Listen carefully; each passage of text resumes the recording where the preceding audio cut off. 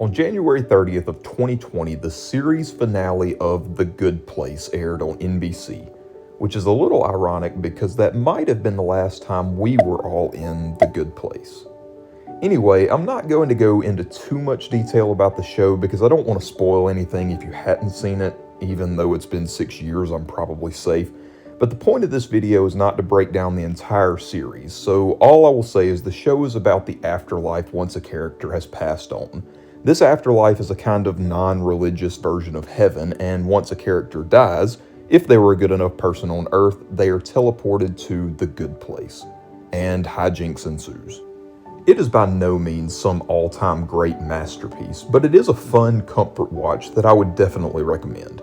The show didn't do great while airing on NBC, but became one of their most popular shows on streaming, and I would guess that its popularity only grew in the months following its final episode airing due to the fact that we were all stuck inside, and this happened to be a show that had just ended before the COVID lockdowns and was available to stream. That's already too much time spent on the history of the show because in this video I only want to focus on one scene from the show's final episode whenever you're ready. We see Jason wake up next to Janet, and the only thing you need to know about Jason is he is a very simple guy, and Janet is a robot. It doesn't matter, just watch the show. Jason says he's got to go meet his dad because he's going to try one more time. We then see the pair on the field inside the stadium of Jason's favorite team, the Jacksonville Jaguars.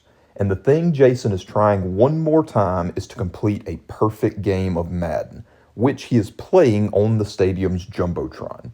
It's the last play of the game. Jason drops back with his all-time favorite player, Blake Bortles, throws the pass and scores, completing his perfect game of Madden. I did it. But did you?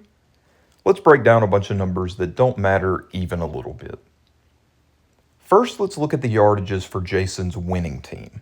12,358 passing yards plus 11,271 rushing yards equals 23,629 total yards. We are also given the average yards per play of 72.3. Some quick math later tells us that 327 total plays were run. 327 plays gives us 72.2599 yards per play. 328 plays would be 72.4816, so it has to be 327 plays run. That's good so far. Now for the score. In the clip, we see Jason score on the final play of the game to make the final score 2,576-0. Originally, I thought this was a touchdown pass, but if you look closely, it's actually a 2-point attempt.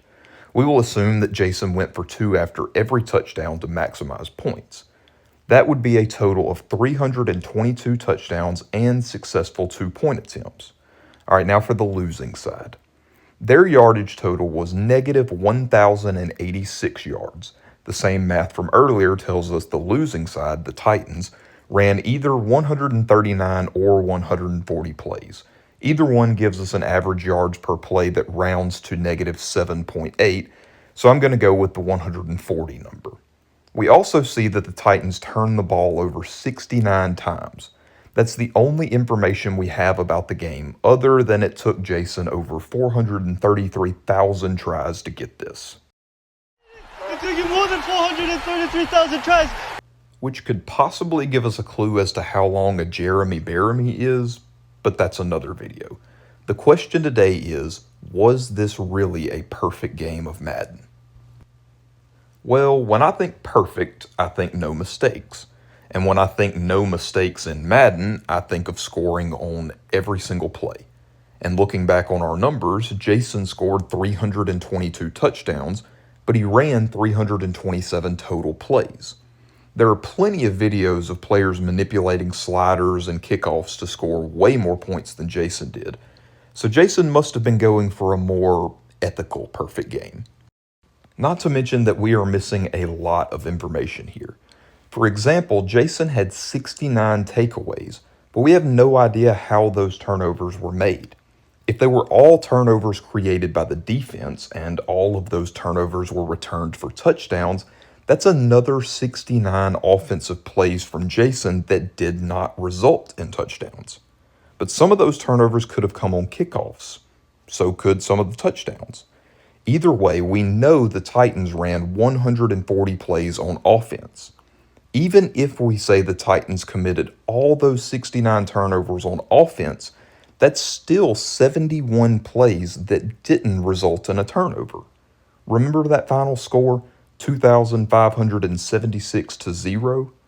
Unless you were using some sort of modding, Madden quarter lengths are a max of 15 minutes for a 60-minute game.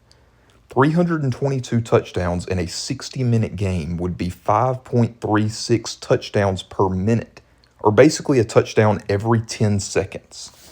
That is doable, even if the play goes the entire length of the field. But that touchdown every 10 seconds does not account for the at least 71 non-turnover plays by the Titans. Sure, those could have all been incompletions, but we know that they weren't due to the yardage numbers.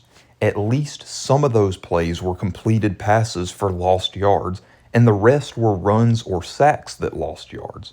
And that's assuming that the Titans did not have any positive gains the entire game. All of those plays take time. We also know that Jason ran 327 plays. And remember, we said he scored 322 touchdowns.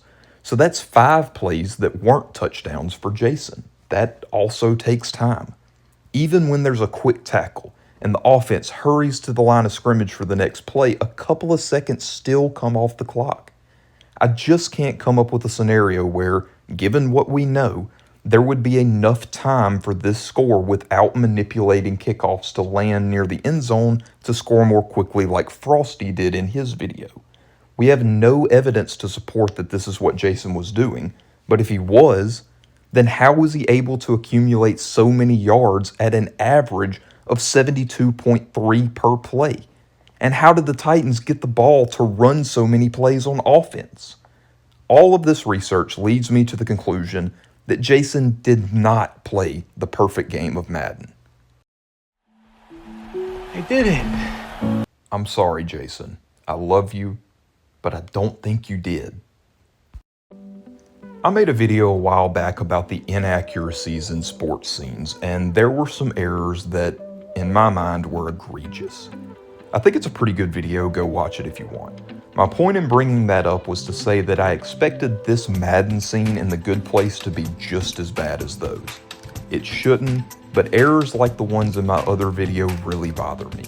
And when I started breaking down the numbers, I was sure it would come out to being that Jason was running like a play every 2 seconds, or the amount of plays would be impossible to equal the final score shown, or something like that. But on the surface, this one works out just fine, and it really makes me appreciate the show even more. I haven't analyzed every scene of this series in this kind of detail, but I think it's really cool that someone or a group of people cared enough to make sure the numbers add up. It's only when you dive in like a crazy person that the flaws start to show. And I'm not even necessarily saying it's impossible, just highly unlikely. You know what, if this video gets a decent view count, I'll go buy Madden, dust off my old Xbox, and give this scenario an actual try. I haven't played a game that wasn't Baseball Superstars in like 3 years, but that's for the next video. If you enjoyed this pointless breakdown, go check out some of my other ones, and if you like that one, maybe subscribe. I've got a few more things that I'm working on that will hopefully be out pretty soon. Thanks for watching.